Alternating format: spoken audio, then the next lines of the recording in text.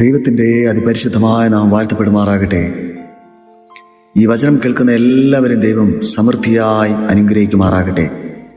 ആവർത്തന പുസ്തകം 8-ാം അധ്യായം അതിൻ്റെ 1 മുതൽ 4 വരെയുള്ള വാക്യങ്ങൾ.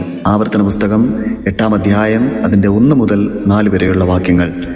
നിങ്ങൾ ജീവിച്ചിരിക്കുകയും വർദ്ധിക്കുകയും യഹോവ നിങ്ങളുടെ പിതാക്കന്മാരുടെ സത്യം ചെയ്ത ദേശം ചെന്ന് കൈവശമാക്കുകയും ചെയ്യേണ്ടതിന് ഞാനിന്ന് നിങ്ങളോട് കൽപ്പിക്കുന്ന സകല കൽപ്പനകളും നിങ്ങൾ പ്രമാണിച്ചു നടക്കണം.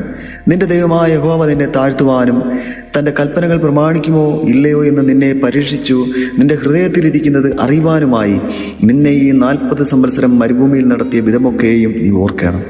അവൻ നിന്നെ താഴ്ത്തുകയും നിന്നെ നശിപ്പിക്കുകയും മനുഷ്യനപ്പം കൊണ്ട് മാത്രമല്ല യഹോവയുടെ വായിൽ നിന്ന് പുറപ്പെടുന്ന സകല വചനം കൊണ്ടും ജീവിക്കുന്നു എന്ന് നിന്നെ ഗ്രഹിപ്പിക്കേണ്ടതിന് നീയും നിന്റെ പിതാക്കന്മാരും അറിഞ്ഞിട്ടില്ലാത്ത മന്ന കൊണ്ട് നിന്നെ പോഷിപ്പിക്കുകയും ചെയ്തു.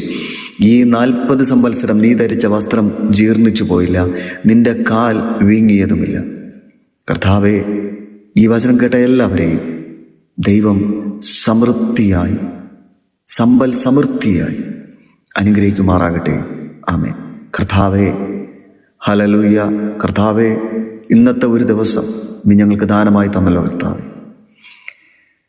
അപ്പാ, നിന്നെ ഞങ്ങൾക്ക് സ്തുതിപ്പാനൊരു യോഗ്യത കർത്താവേ നീ ഇന്നത്തെ ദിവസം ഞങ്ങൾക്ക് തന്നതിനായി നന്ദിയോടെ ഞങ്ങൾ സ്തോത്രം ചെയ്തു നിർത്താം.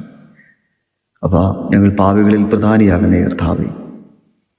ഞങ്ങളുടെ തെറ്റുകളും കുറ്റങ്ങളും ഒന്നും ഓർക്കല്ലേ അപ്പാ. സ്തോത്രം അപ്പാ. നിന്റെ മാറുവോടെ നീ മറച്ചു കൊള്ളണമേ. സകലവും പുനനാഥന്റെ പാദപീഠത്തിൽ തരുന്നു. പ്രാർത്ഥന കേൾക്കുമാറാകണമേ.